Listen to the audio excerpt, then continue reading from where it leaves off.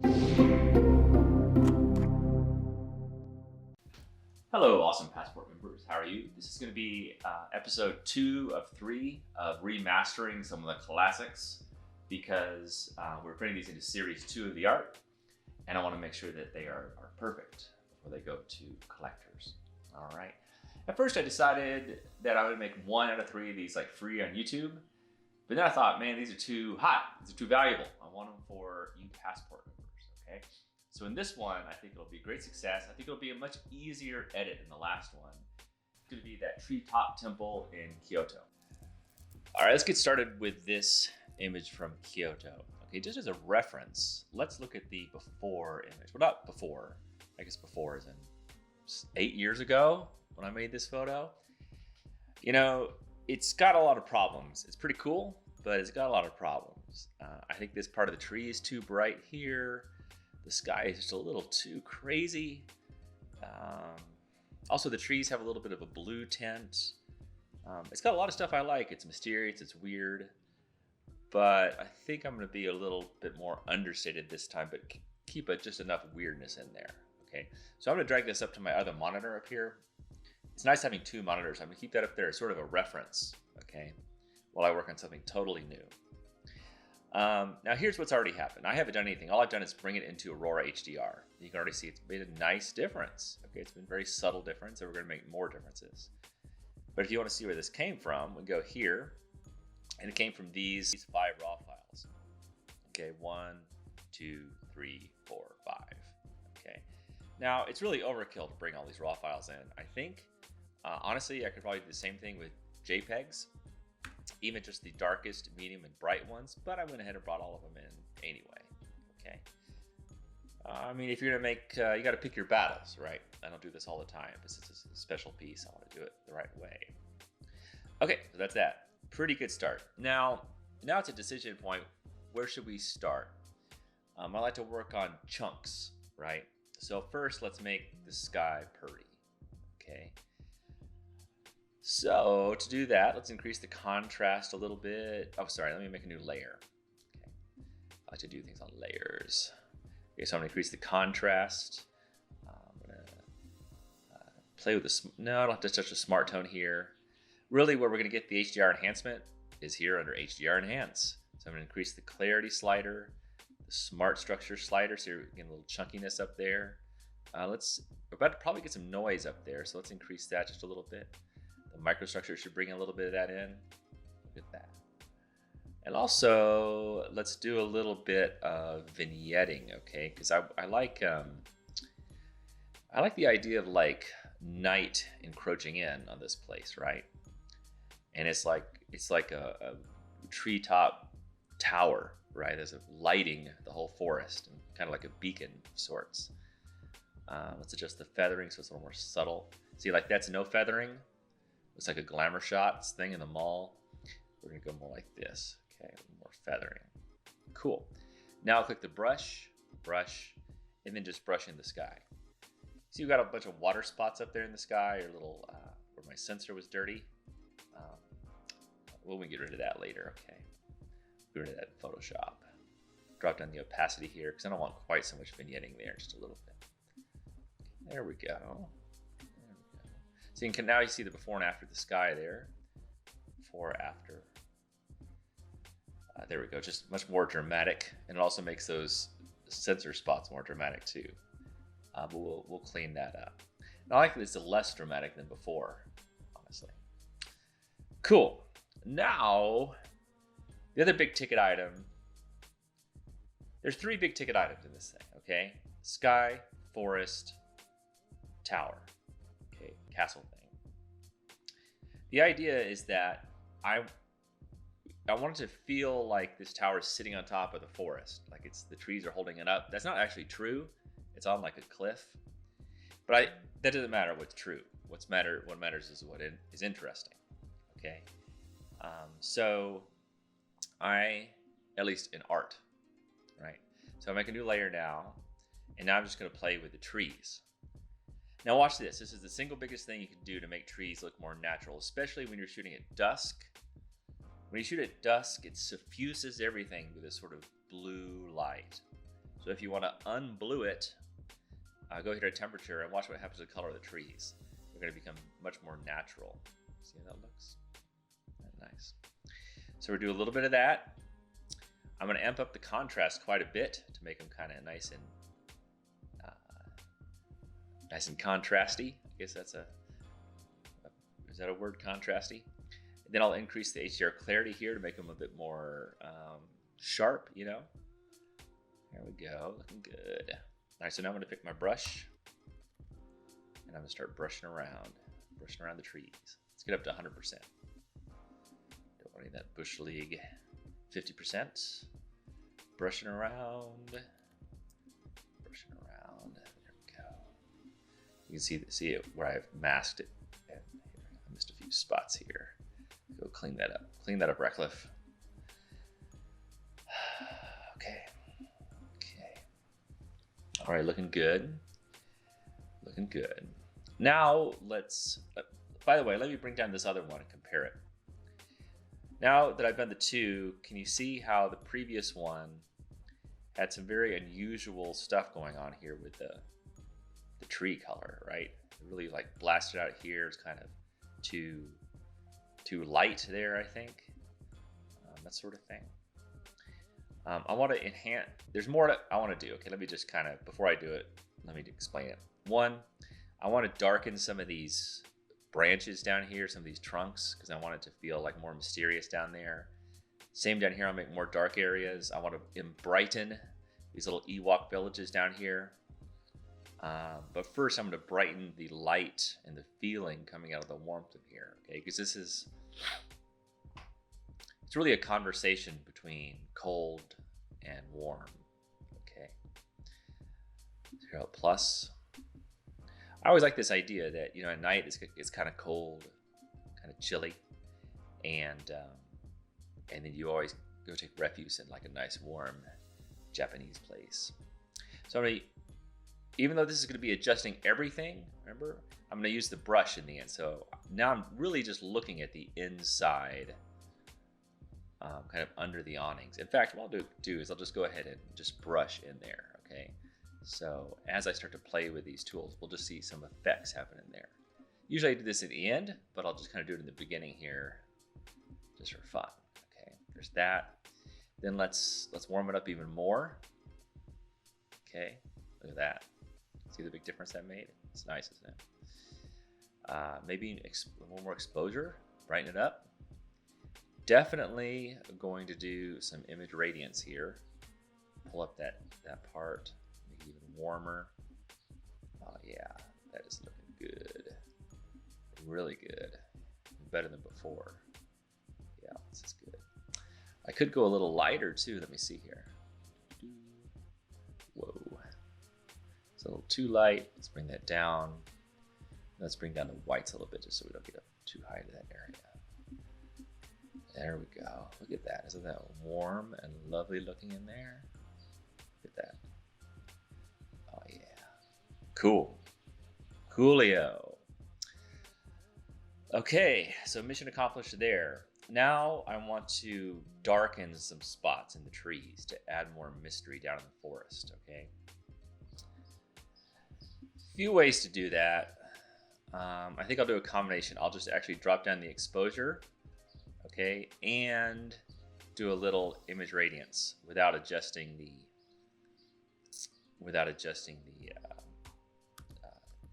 brightness there. Okay, so I'm gonna make this smaller. I don't want to go all the way 100% because as you can see, that's way too intense everywhere. So I'll put it down at about 20.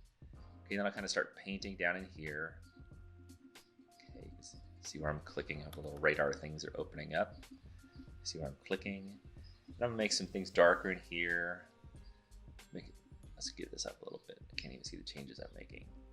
Let's definitely darken it around here because if you look close, you can see all these little struts here. And that kind of gives it away that there's supports underneath there. I'm not going to totally erase them, you know, but I'm going to just make some more dark pathways through here.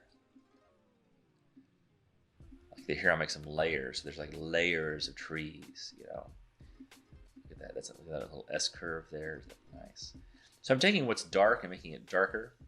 trying to forge some darker pathways between some of these green things, so there's paths of light green through that your eyes can follow.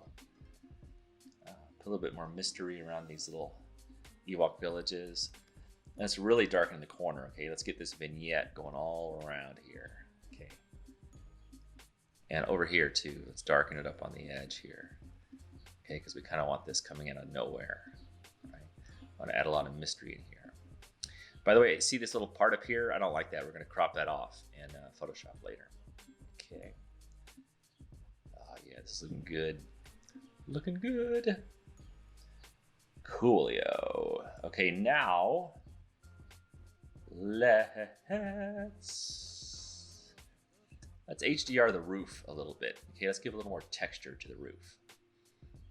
Because, you know, if you've seen this kind of architecture, the roof has these amazing tiles, right? We don't want to lose that. So let's increase the clarity here and the smart structure. Okay, maybe we'll brighten it up just a little bit here with smart tone. Okay, I do like the blue color of it. I think that's kind of nice.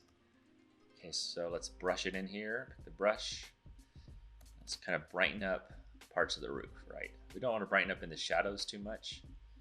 Just kind of help the roof have a little bit more pop. Okay, not a lot of pop, just a little bit of pop. Okay, do that. NASA.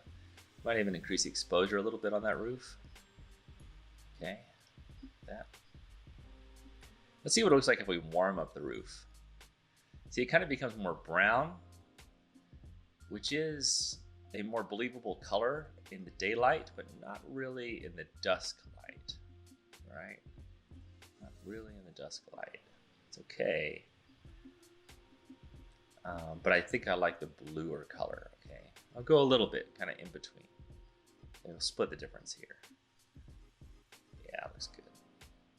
Okay, now let's make these Ewok villages pop. A little bit, okay? You don't want too much of an Ewok party. By the way, they were like really happy cannibals. Did you notice that? They were so happy to eat other hominids. Okay, so here, what we're going to do is I'm really going to increase the image radiance, like a lot, and then really pull up the shadows. Okay, cool. And then I'm going to hit B and brush in right around the Ewok villages. There we go. A little bit down here. See this kind of white gray area? I'll probably get rid of that too. All right, this is looking pretty good. Pretty good. Now let's do some final. Let's do it. Let's get a before and after here. Why not? Let me hit done. We're not totally done yet, but we've done a lot. Look at that. Look at that difference. Woo! Well done, Aurora HDR. It's an amazing tool, isn't it? Look at that. I mean, the first time I did this, it took me hours and hours and hours with that lousy Photomatix and clean stuff up in Photoshop. I still have cleanup to do, but not that much. Not that much. All right, excellent. Now, what I'm going to do is I'm going to export this. I have a temporary folder here where I keep working on stuff called Photoshop Me Yo.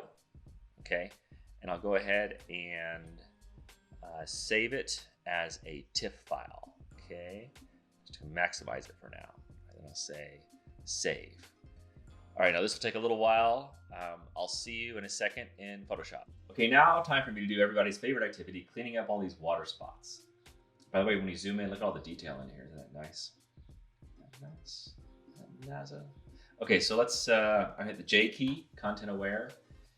And Will, when you edit this, just kind of fast forward through this because it's kind of boring. And I will give you one tip. Sometimes you're not sure if you see a circle, you can kind of sensor blindness or something. You kind of have to grab the screen and move it around, and then you can see a circle. Okay, and fast forward until I do all this dirty work.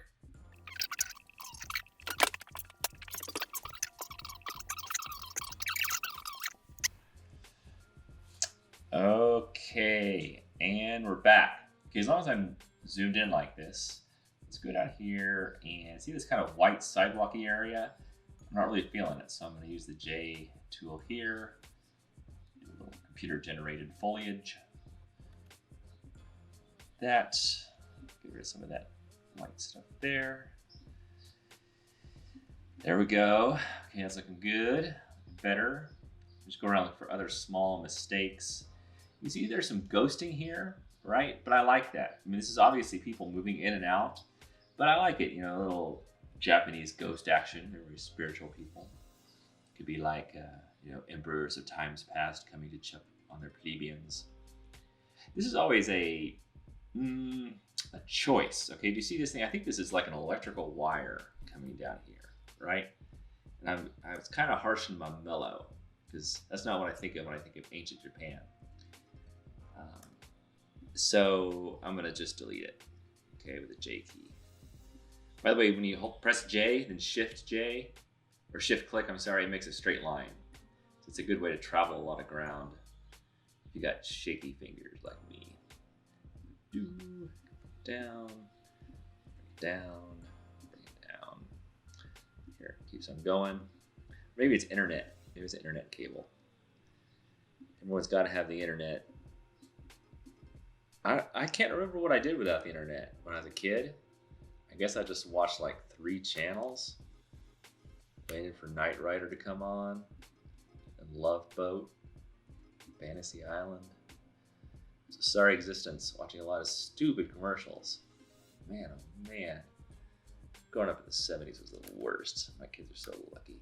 I'd be on YouTube all the time, watching all the same stupid shit they do. Absolutely. All right, that's looking good. Okay, now let's do some other finishing touches on this thing. One, remember I want to crop it in a little bit to get rid of that. A little bit up there. Pull it in. Maybe so it goes right to the corner. I kind of like that sometimes. You have an object that goes right to the corner. Bam. Let's do a little bit more darkening, okay, along the edge. Because now that I cropped it in, I want to darken on the edge. Here's one way I do that. I'm going to double dupe, hide the top one, go to the middle one, change it to multiply blend mode, right? I go to the top one, create a layer mask, brush. You can also create a layer mask by picking that little Japanese flag, apropos. And now everywhere I paint is sort of like, I think of it like selective vignetting, right? Because when you do a vignette, it does the whole shoot and match. You don't have any choice. But sometimes you don't want the whole thing vignetted, you just want some. Okay, so I'm gonna do a little bit of this here too, because I like the idea of these tree trunks kind of emerging from the nether. You know, you're not sure where they're coming from. But I don't want a hard black edge down there either, just sort of a soft black edge. Okay, let's get some more blackness in there. Get some more blackness in there. That's what the director of Black Gangbang number 14 said. He goes, we need some more blackness. We need much more than number 13 because that wasn't one of our best sellers. Consequently, Black Gangbang number 14 was off the charts. There were even some surprise appearances. I mean, yeah, you never know what's going to happen next in those shows. I think it was filmed out of sequence. I lost control of that thing. It was like an episode of Westworld. Okay, it's looking pretty good, I must say. It looks pretty good. I'll probably spend another hour looking at tiny little details, little things I want to fix, little mysteries I want to add back in. But I'm pretty pleased with this thing, I must say. Let's see what happens here. Let me look in there.